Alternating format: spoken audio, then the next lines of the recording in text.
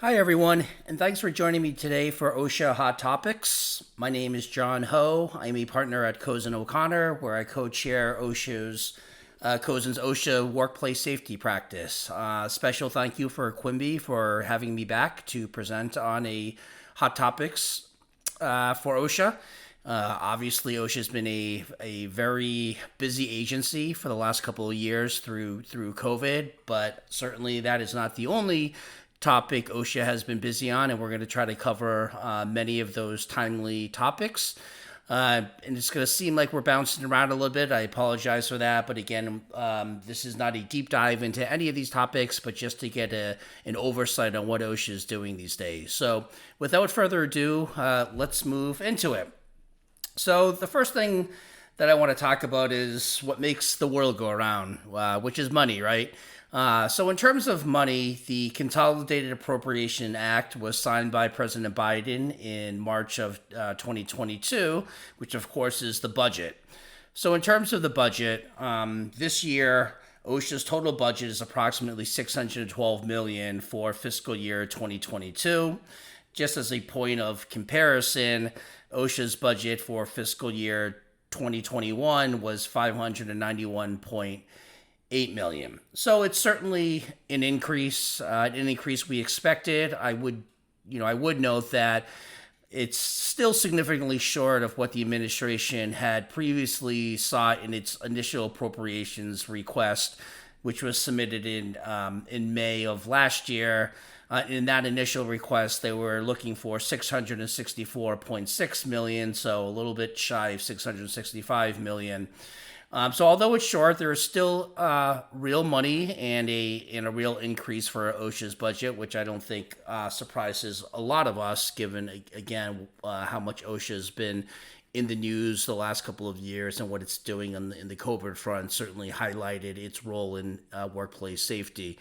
Out of its budget, approximately $7.3 million is slated for enforcement. So I think that's a pretty big chunk of cash that's going to be headed directly for the front lines, if you will. And I think all of us did expect when President Biden took office that he would continue to emphasize a strong enforcement presence for OSHA. So I think as this money starts to get distributed, we will see more hires and more aggressive enforcement on the day-to-day ends, again, in COVID and other areas that we're going to talk about. Before we leave the money situation, let's talk about the future and the request for 2023 money. So in March of this year, the Biden administration requested a proposed OSHA budget for fiscal year 2023 of $701.4 million, and again, that's up from the 612 that we just talked about that was budgeted for OSHA for this year. For its request in 2023, half the funds are earmarked for enforcement again, consistent with what we're seeing with that number continue to get increased. Almost $50 million would go into direct enforcement. That money's approximately funding to hire 179 co-shows, and if you hear that, that means compliance safety health officers, which I refer to as co-shows throughout this presentation. And again, those are the frontline investigators that are out there doing the complaint inspections, doing the unprogrammed and targeted inspections, then show up at the workplace and knock, show their credentials, and do the full-fledged investigation.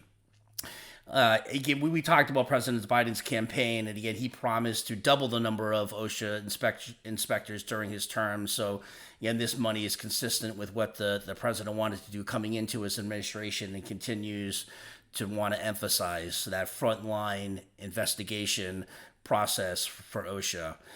In addition to just hiring co-shows, generally speaking, the budget also seeks to create a number of specialized positions, and as we all know, OSHA is in charge with, a full set of enforcement over some very highly technical areas, and some of these highly technical inspection areas include process safety management, electrical safety, ergonomic hazards, combustible dust, biohazards, and infectious diseases. And, obviously, some COSHOs have more experience than others, but here they're trying to emphasize, and I think OSHA appreciates that for some of these very specialized areas, more training is required by the frontline inspectors so they can truly understand the industry that they're in.